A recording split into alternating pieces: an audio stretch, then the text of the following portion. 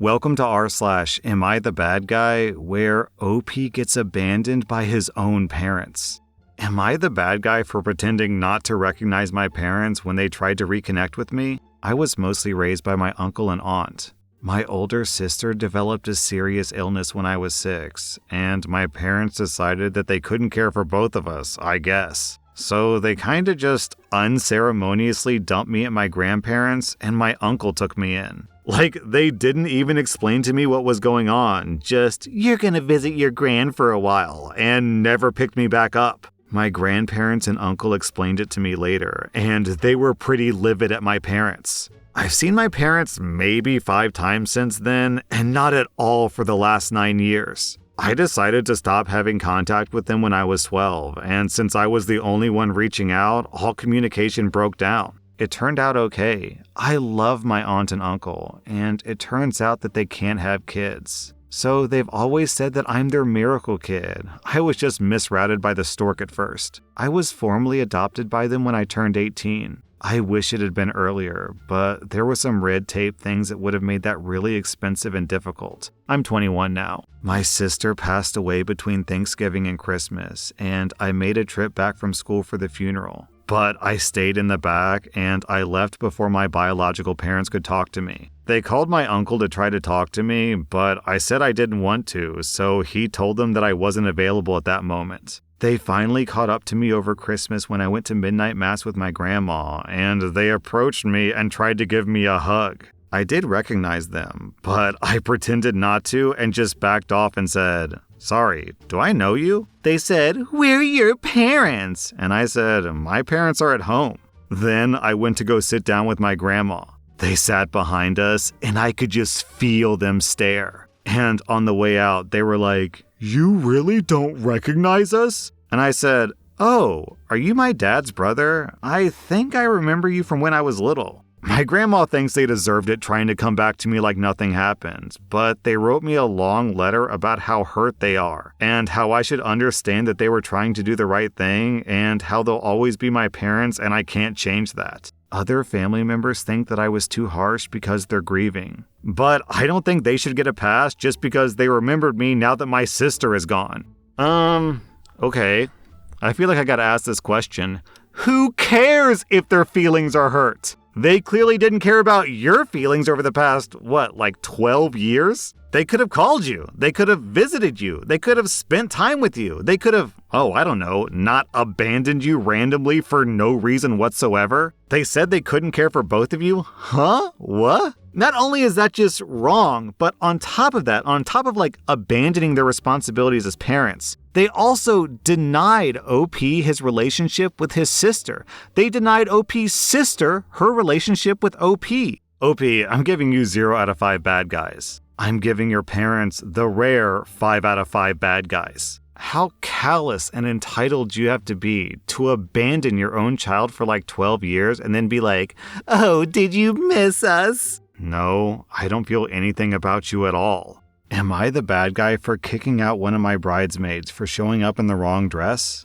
I'm a 23-year-old woman. My wedding was last month, and I'm still getting backlash from this, so I want to know if this was a bad guy move. In the country where I live, it's currently winter, and we get a fair amount of snow, so my wedding was a winter-themed wedding. The color theme was forest green and gold. My dress was obviously white, and I chose the color of my bridesmaids' dresses to be forest green as well. My maid of honor's dress was black, and everyone was told to wear gold accessories. I have this friend, Kat, who I asked to be one of my bridesmaids. When we went dress shopping and I told them the color theme I was going for, Kat immediately expressed that she thought forest green was a bad choice. She said she thinks it's not a flattering color and thought that I should choose something different and more girly. I said no because my wedding was winter themed and I thought the color would go perfect with that theme. She suggested pink, blue, even red. I said no, but thanks for your opinion. She found out that my maid of honor's dress was black and asked if she could wear black too. I said no, only my maid of honor is wearing black. Also, I should point out that I paid for all the dresses. Fast forward to the wedding day. Everyone's getting their hair and makeup done, and Kat shows up 30 minutes late holding a bag that looked like it had a dress inside. I asked her what that was for. She told me that it was for later on at the reception if she got uncomfortable and wanted to change after pictures. I was like, okay, cool. So fast forward, we're all dressed and walking down the stairs because the ceremony is beginning in 30 minutes and we were going to take some pictures before. Kat was the last person to come down and she was wearing a black dress. At the time, I was preoccupied taking pictures with my parents, but my maid of honor came over to me and made me aware of the situation. I confronted Kat and asked her what was going on. She said that she hates her bridesmaid dress and the color is ugly and it makes her look gross, so she's wearing black. I told her to please go back and change. She refused and started walking away from me. I said that I'm going to ask her one more time, and if she doesn't oblige, I'm calling security and kicking her out. She began yelling at me to F off, so I called security and asked them to please escort her out. She started making a big scene, yelling about how I'm a B-word, that I can't force her to wear anything, and that I'm a horrible, inconsiderate friend. The wedding went on, and it was truly amazing. Ever since the wedding, Kat's been blowing up my phone with texts saying some really nasty things and asking for the money back that she spent on the black dress, since it was a waste and she didn't even get to wear it. I had to block her number. Some of my other bridesmaids have been giving me flack, saying that it was a little harsh kicking her out and embarrassing her like that, and that maybe I should give her the money back. Am I the bad guy for kicking her out? OP, you said in the story that you called security and got security to escort her out. Do you know why security listened to you and not to your friend Kat? Because it was your party. Because it was your wedding, not Kat's wedding. Because you paid for the venue. Because you paid for the food. Because you paid for the dresses. It's your private party. Emphasis, big emphasis on the word private. Meaning, essentially, your party, your rules. If they don't want to listen to the bride, then they're not allowed in your private party. That is literally how private parties work. So it literally doesn't matter if your reason was justified, unjustified, if you did have a reason, if you didn't have a reason. Literally, the only thing that matters is that it was your private party and you told her to leave, so she had to leave. That's how private parties work, man. But even then, it's really clear that she just doesn't like wearing the color forest green, and she tried to get you to rearrange your entire wedding theme just because she didn't want to wear a green dress. And then she lied to you, tried to sabotage your wedding, and then called you a B-word and caused drama on your wedding day. So this friend, OP, is not a good friend. Who cares how bad you look? It's not your day. Just wear the stupid dress, and then on your wedding, you can wear whatever color you want to wear because that's your wedding. OP, I'm giving you 0 out of 5 bad guys. I'm giving your friend 1.5 out of 5 bad guys. Am I the bad guy for not defending my boyfriend when my brother asked him to leave?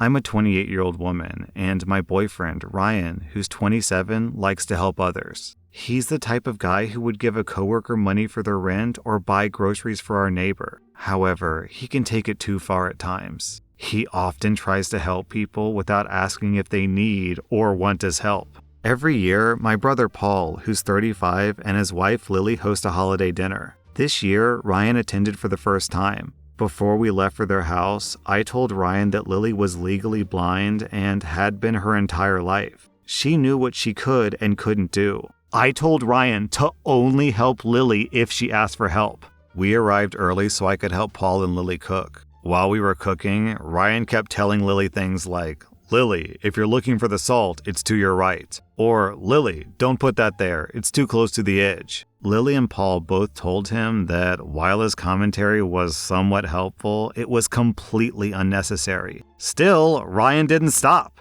However, things became tense when Lily went to chop the vegetables. When she pulled out a knife, Ryan stopped her and asked if he could take over because he didn't want Lily to hurt herself. Lily said that she'd be fine, but Ryan insisted she give him the knife. Finally, Paul got annoyed and told Ryan to stop. Ryan did stop, but he kept hovering over Lily while she was chopping. I asked Ryan to sit down until dinner was ready, but Ryan insisted that he just wanted to help. Finally, Lily asked him and I to help set up the table and greet people arriving. We did, but things were still tense. I did eventually pull Ryan to the side and reminded him again to only help Lily if she asked for it. He agreed, but I could tell that he was still upset. Everything finally boiled over after dinner. My nieces, who are 5 and 3, have a game they love to play with their mother. They'll hand something to Lily, and Lily would have to guess what it is. Lily would sometimes make a couple of clearly outrageous guesses, like saying an egg is an elephant or a shoe just to make her daughters laugh. After dinner, the older daughter handed Lily the salt shaker. When Lily guessed it was a phone, Ryan piped up and said it was a salt shaker. Lily laughed it off and explained the game to Ryan, but I could see that she was annoyed. My niece then handed Lily a coin. When Lily guessed incorrectly, Ryan loudly told Lily that it was a coin. This was apparently the last straw for Paul. Paul demanded that Ryan leave since he clearly couldn't respect Lily. Ryan insisted that he was trying to be helpful. However, Lily said that it was probably best if Ryan and I left. I quickly gathered up our things and managed to convince Ryan to leave. Ryan is currently pissed at me. He said that I should have defended him, especially since I knew he was only being helpful. He also insisted that I should have stood up against Paul's overreaction, which are Ryan's words. I'm now wondering if I should have defended Ryan. Am I the bad guy here? What your boyfriend was doing here wasn't helpful. It was demeaning. It was degrading. It was treating Lily like a child. At first, I was kind of thinking that it was well-meaning, that he really did just want to be a good person and be helpful. But once you got to the bit about the kids game, a super, super obvious, transparent kids game, and he's like, excuse me, that's not a phone, that's a salt shaker. It's yeah, obviously. Lily's not holding the salt shaker to her ear, trying to call her her sister or something. At that point, I think he was doing it just to be spiteful or condescending or something. So when Lily's husband had enough and was like, all right, you gotta leave because you're not respecting my wife, I was round of applause for this guy because he's standing up for his wife. OP, I don't really understand what's going on here. I feel like I'm missing something. Okay, he can't be this. Is he really trying to be nice? It can't be. It doesn't make sense if it's niceness. If it's niceness, he would have respected their boundaries and he wouldn't have interfered with the kids' game. Is it about control? Does he just like to feel superior to people? You know, the knight in shining armor saving the damsel in distress makes him feel like a big man. Oh, you poor pathetic thing, let me help you, because only I, as strong, smart, and wealthy as I am, could save someone like you. Is that what's going on here, or am I reading into this too much? Seriously, let me know in the comments, because this is really weird behavior. People in the comments are definitely agreeing that he's being super mega condescending. The thing is, sometimes people can be condescending, without realizing it. I don't know if he realizes it or not. I think he probably does realize it. I think he's being intentionally condescending. Anyways, OP, I'm giving you 0 out of 5 bad guys. I guess you could make the argument that you could have gone farther to stop his behavior, but OP pulled him aside twice and said, hey, cut it out. So I do feel like OP did her due diligence to try to handle her stupid boyfriend as best as she could. She failed, unfortunately, but, she tried. Lily and her husband get 0 out of 5 bad guys. Your boyfriend Ryan gets 1.5 out of 5 bad guys. Am I the bad guy for putting parental controls on my TV and royally pissing off my father-in-law? I'm a man in my 30s who lives with my wife. We have 2 kids, an 8-year-old boy and a 6-year-old girl. My wife's parents are staying with us temporarily because their home is having some serious repairs after a freak accident. It wasn't their fault, and luckily they had insurance. The repair should be completed 2 months from now. I don't really get along with my in-laws, especially my father-in-law, but I agreed to let them stay because I thought the time would fly by and it wouldn't be that bad. But I'm posting here, so I guess I was wrong. My mother-in-law doesn't have a job, and my father-in-law works late shifts until around 11 p.m. When he gets home, they'll watch YouTube in the living room and play music on it at a loud volume with our speaker system. It's not college house party bass tearing apart the walls loud, but it's still loud. My kids are not light sleepers, but still, this wakes them up. Then they go to wake me up because they want me to make it stop. My kids need to be rested for school, and I need to get up in the morning to drop them off and go to work. My wife works the graveyard shift, so she doesn't witness this. I've tried to talk to my mother-in-law and father-in-law about it and asked that they please keep the noise down after my kid's bedtime, which is 8:30 p.m. I don't expect complete silence, but I really don't think they need to have the TV on loud late at night either. My father-in-law argued with me and said that he doesn't finish work until 11 p.m. So I'm basically expecting him to not do the things that he enjoys after work. I told him he could do it before work or on his days off, or tough luck. He complained to my wife, who's now taking his side and saying the kids need to learn how to sleep through a bit of everyday noise. I told her it's not everyday noise and that he and the mother-in-law are being excessively noisy and inconsiderate. She's just not there to see it. My father-in-law has been sending me links to buy earplugs for the kids. I've gotten really fed up with this. It is not my in-laws' house, and they're staying with us as guests, and I think they're being really selfish. I decided to put parental controls on the TV so my in-laws can't use it after 8:30 p.m. until 6 a.m. the next day. Between those times, the TV can't be used without putting in the password, which only I know. This doesn't affect my wife because she doesn't get off work until 6 a.m. and isn't normally home until 6:20. My father-in-law is now incredibly pissed off with me and said that I'm acting like a child and keeps pestering me, demanding the password. My wife is also mad at me for upsetting her dad. I'm just so annoyed about this whole situation, and I'm sick of hearing about it, so I just want to know if I'm normally in the clear. Yeah, OP, I am 100% on your side. Your in-laws are being mega inconsiderate. Not only are they not being good guests to you in your own home, but they're also being bad grandparents. That's their own grandkids that they're stopping from sleeping. And this guy's solution is so dumb. He wants you to buy earplugs for the kids. Why doesn't he buy headphones? Just buy some earbuds, sync them with the TV, and listen to the audio as loud as you want. Or, even better, get the F out of my house and buy yourself a hotel room. OP, you get 0 out of 5 bad guys. I'm giving your in-laws and your wife 2.5 out of 5 bad guys. That was rSlash the A, and if you like this content, check out my podcast where I publish the exact same episodes. Also, hit that subscribe button because I put out new Reddit videos every single day.